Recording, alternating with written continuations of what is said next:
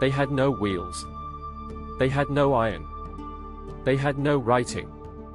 And yet, in less than a century, they built the largest empire the Americas have ever known, realm of 10 million people along 4,000 kilometers of the highest mountains on Earth. They carved cities from living rock, hung gardens from sheer cliffs, and laid roads longer than the roads of Rome, at altitudes where the air is too thin for most human beings to breathe. Their capital stood 3,400 meters above the sea, and their greatest citadel, hidden between two peaks, was never found by the conquerors who destroyed them. This is the story of the Inca, lords of the Andes, of a world built in the clouds and an empire that fell in a single afternoon. To understand the Inca, you must understand the land that made them. The Andes are the longest mountain range on Earth, a spine of volcanoes and valleys running 7,000 kilometers down the western edge of South America. On one side lies the Pacific coast, home to the driest desert on the planet. On the other lies the Amazon, an ocean of green jungle. Between them rise the peaks, and in their folds lie high valleys with rich soil and bitter nights. This is the vertical world the Inca called home, where a single day's walk could take a man from steaming jungle to frozen glacier. Survival demanded genius, and the Inca brought it. They learned to farm slopes so steep others would have called them mountainsides, and to build cities that could shrug off earthquakes. Before they ever conquered a neighbor, they had already conquered the land itself.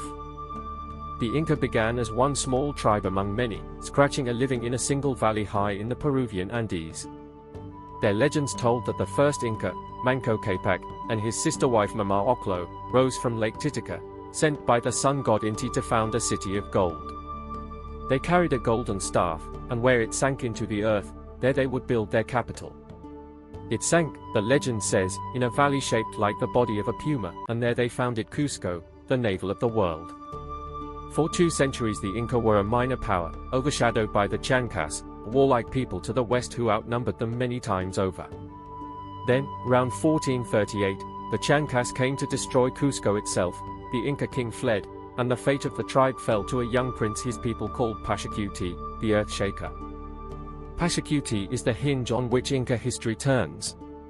When the Chanca army descended on Cusco, the reigning Inca and his chosen heir abandoned the city, but the young prince refused to run. He rallied the warriors who remained, and in a desperate battle outside the walls he broke the Chanca host, sending them fleeing.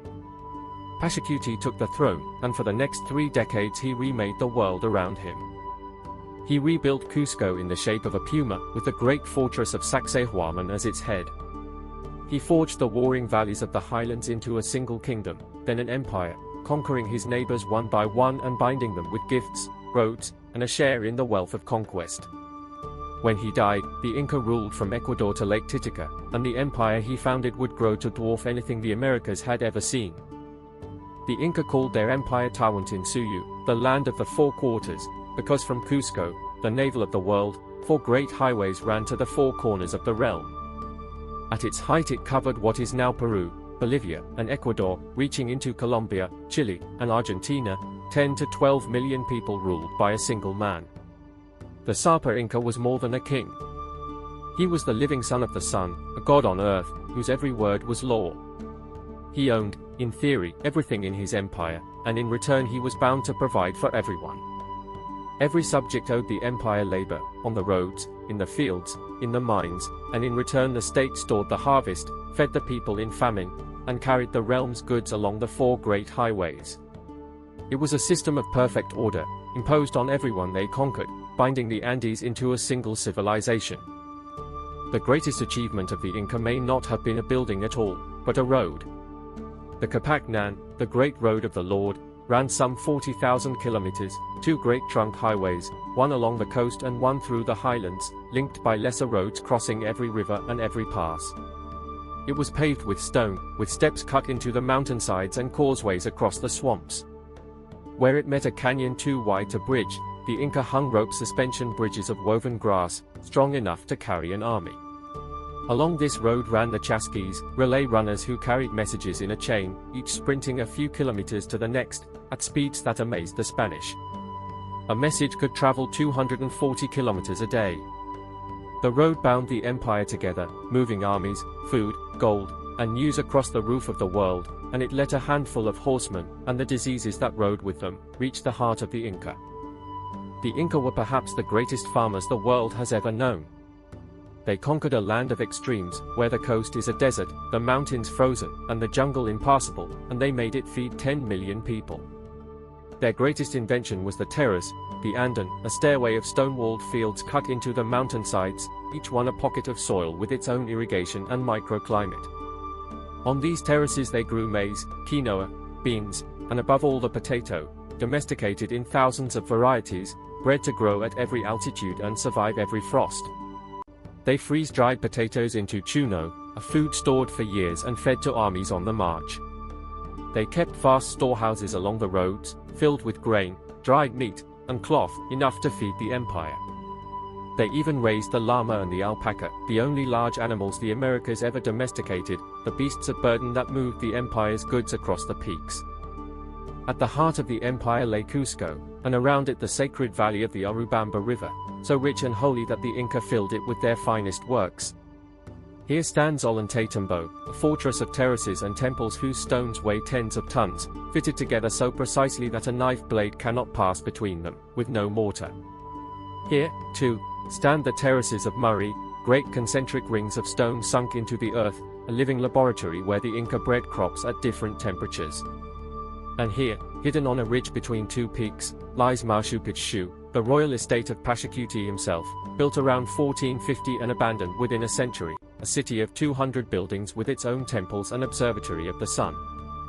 The Spanish never found it, and the jungle kept it for 400 years, until an American explorer was led to it in 1911 by local farmers who had known of it all along. Today it is the most famous ruin in the Americas. The Inca worshipped the sun above all else. Their emperor was its living child, and the empire's greatest temple, the Coricancha, the golden enclosure, stood at the heart of Cusco, its walls said to be plated with sheets of gold, with a garden of golden maize, golden llamas, and golden butterflies. Gold was the sweat of the sun, silver the tears of the moon, and both belonged, like everything, to the emperor alone. When an emperor died, he did not leave the world. His body was mummified, dressed in his finest robes, seated on his throne, and served as if he still lived, consulted on affairs of state and carried through the streets at festivals. At moments of great crisis the Inca sent Capacocha, chosen children, to the highest peaks, offerings to the sun in the frozen air. On the winter solstice the whole empire gathered in Cusco for Inti Raymi, the festival of the sun, still echoing in the streets today. The end came faster than the rise. Around 1527, smallpox, carried from Europe, swept down the Andes ahead of any European. It killed the emperor Huayna Capac, and the empire split between his sons, Atahualpa in the north and Huascar in Cusco, in a civil war that left the realm bleeding. In 1532, as Atahualpa marched home in triumph, a Spanish adventurer, Francisco Pizarro, led 168 men into the Andes, following the very road the Inca had built. At Cajamarca, Pizarro ambushed the emperor in the plaza, slaughtered his unarmed escort, and took him prisoner.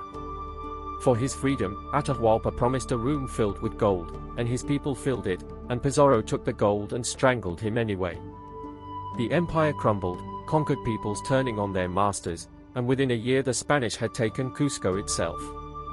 A last Inca, Manco, besieged the city with 100,000 warriors, then retreated to the jungle fortress of Vilcabamba, where his son Tupac Amaru held out until 1572, when he too was captured and beheaded. The empire was gone, but its echoes never faded. Quechua is still spoken by millions, the potato feeds the world, and on its ridge above the Urubamba, Machu Picchu still stands, the lords of the Andes looking down from the clouds.